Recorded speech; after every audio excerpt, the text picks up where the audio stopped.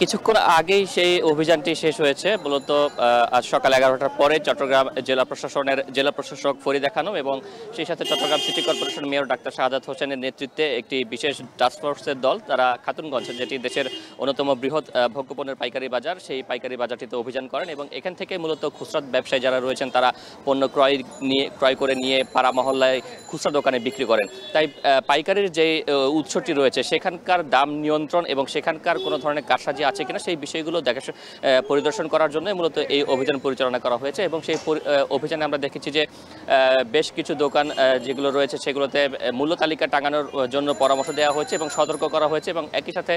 বেশ কয়েকটি তেলের আড়তে গিয়ে বা তেলের দোকানে গিয়ে, পাইকারি দোকানে গিয়ে সেখান থেকে তেলের নমুনা সংগ্রহ করা হয়েছে তেলের মান যাচাই করার জন্য। এবং জেলা প্রশাসক যেটি বলেছেন যে পুরো রমজান জুড়ে তারা 400টিরও বেশি অভিযান পরিচালনা করবেন এবং সরকারের নির্দেশনায় এসব অভিযান পরিচালনা করা হবে এবং